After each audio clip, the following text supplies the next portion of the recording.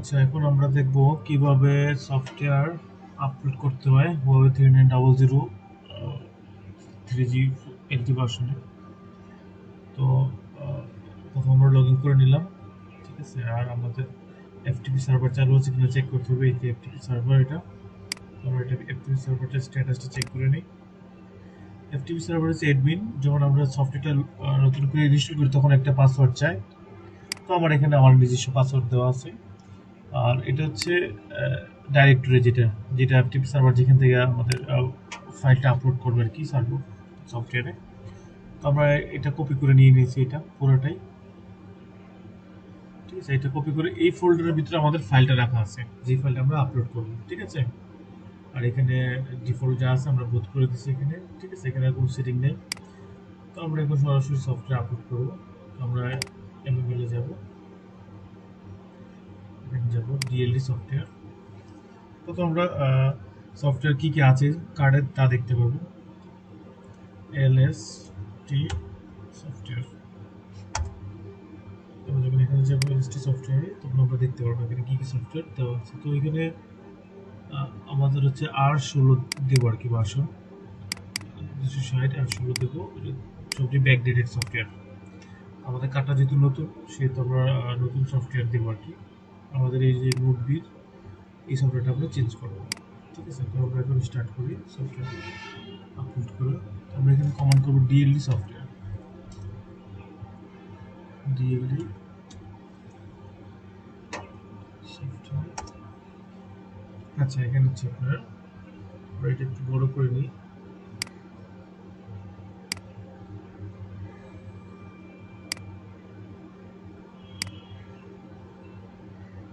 আচ্ছা, তাহলে এখানে আমাদের এফটিপি সার্ভার আইপি, যেটা আমার কম্পিউটার আইপি আছে। তো কম্পিউটারের হুয়াওয়ে আইপি হচ্ছে সফটওয়্যার আইপি, তো সবাই জানেন। আর কম্পিউটারে আপনার 49 ছাড়া যা দিতে পারেন তাই নিয়ে নেবেন, ঠিক আছে। আমার কত দেওয়া আছে আমি দেখতে যেতেছি।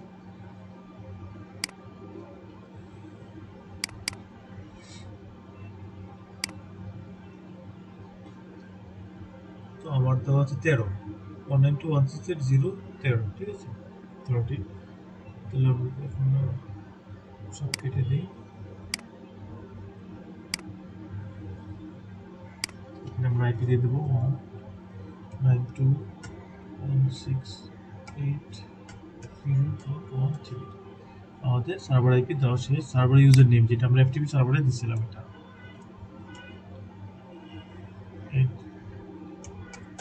অ্যাডমিন। আর পাসওয়ার্ড আমরা যেটা দিছি ওইটা এখানে ইউজ করবো।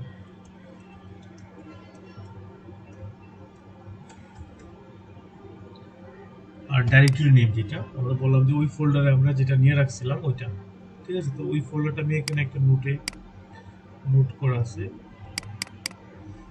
এটা হচ্ছে আমাদের ওই ফোল্ডারটা। তো আমরা এখন দেখবো ওই ফোল্ডারে কি আছে, ঠিক আছে। এতটুকু পর্যন্ত আমরা ফোল্ডার। আর এটা হচ্ছে আমাদের জি ফাইলটা, যে ফোল্ডার আমরা আনজিপ করা, ওই ফোল্ডারটা হচ্ছে এটা। আমরা দেখবো আগে এটা কি আছে এখানে। তো আমরা যখন অ্যাড্রেস বারে যেটা দিব, তো এটা দেখা দিবে এটা কই আছে।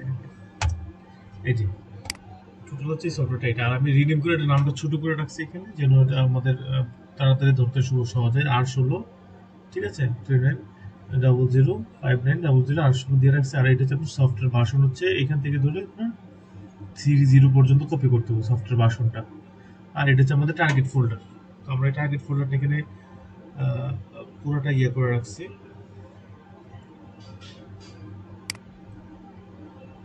আমরা পুরোটা আবার কপি করে নিলাম এখান থেকে, যেটা আমাদের এখানে বসাতে হবে। সেখানে একটু বেশি ডাইরেক্টরি নেমে বসাতে হবে এখানে।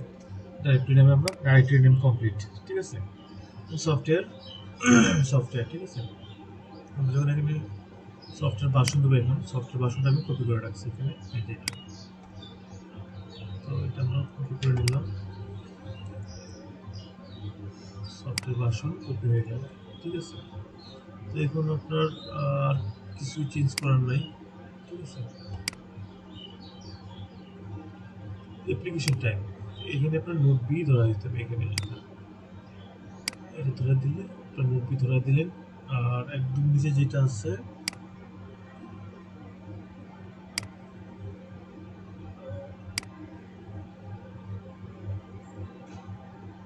কিছু যা আছে তাই, আর কিছু আমাদের করার নেই এখানে। তো আমরা এখন শুধু এক্সিকিউট করে দেবো। এক্সিকিউট করে দিলে যদি কোনো প্রবলেম হয় সাথে সাথে আপনার বলবো যে এরর আসবে, আপনার ফেল আসবে, ফেলোয়ার, যে এখানে ফেলোয়ার আসছে। ফেলোয়ার আসছে কেন? Progress code ফেলোয়ার two execute the FTP command. আচ্ছা, এফটিপি কমান্ডটা নেই আমাদের, তো আমাদের 192.168.0.3 অ্যাডমিন, আমরা পাসওয়ার্ডটা আবার দিই।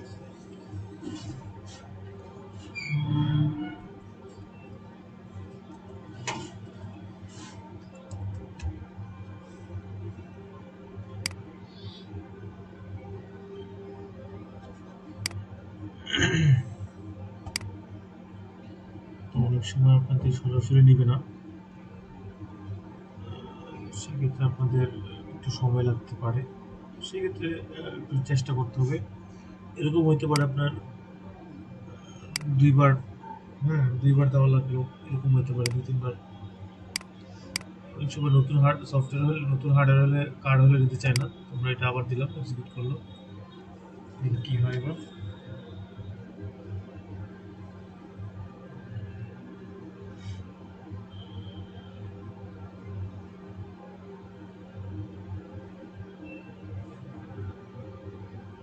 এবার কিন্তু আমরা কোনো কিছু চেঞ্জ করি নাই, ওইরকমই আছে। এখন দেখি ফেল আসে কিনা।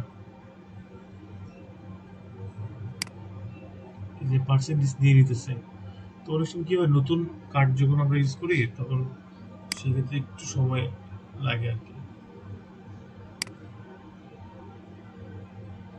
আমি কিন্তু দ্বিতীয়বার কোনো কিছু চেঞ্জ করে নিই, ঠিক আছে, অটোমেটিকলি নিতেছে। এখন যদি পার্সেন্টেজ না নেয় সেক্ষেত্রে আমাদের আরেকবার এই সেমটাই পাসওয়ার্ড দিয়ে শুধু এক্সিকিউট করে দিলে তখন পার্সেন্টেজ নিয়ে নিতে পারে। তো এটা নিয়ে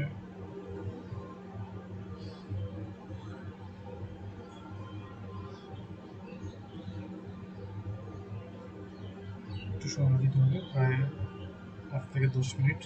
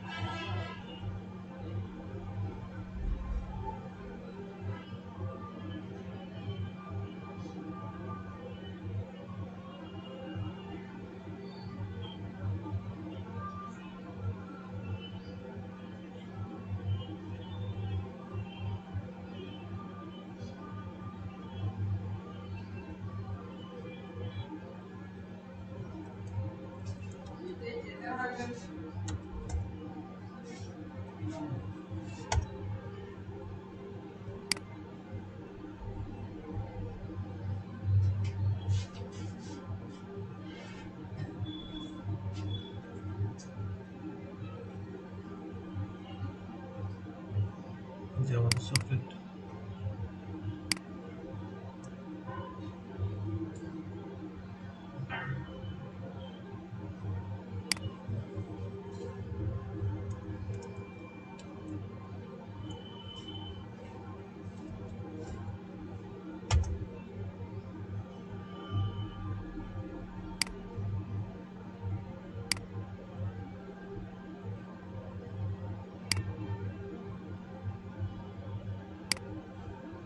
আমরা এখানে গিয়ে সফটওয়্যারটা জাস্ট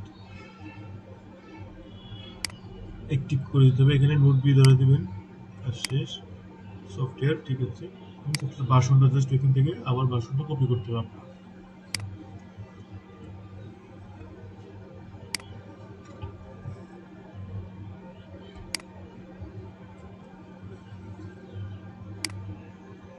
আমরা ভার্সনটা নিয়ে নিলাম, অ্যাক্টিভ সফটওয়্যার, সফটওয়্যার থাকবে। তো আমাদের এখানে আর কোনো সমস্যা নেই, আমরা এখানে এক্সিকিউট করে দেবো। ইয়েস।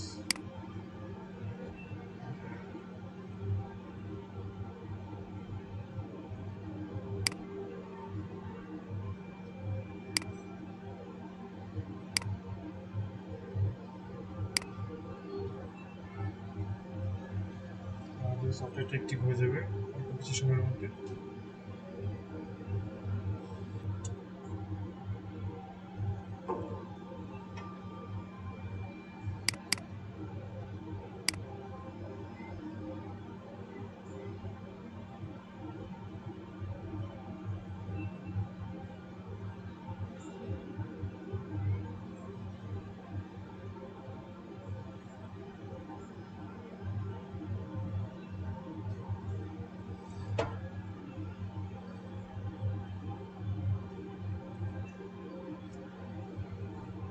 আচ্ছা, এখানে আমাদের সফটওয়্যার আপলোড হয়ে গেছে, অ্যাক্টিভ হয়ে গেছে। এখানে সেটটা রিসেট খাবে এখন, ঠিক আছে? এনি রিসেট রিসেট করার পর আপ হয়ে গেলে আপনি মনে করেন যে আপনি স্ক্রিপ্ট দিয়ে দিতে পারবেন, সমস্যা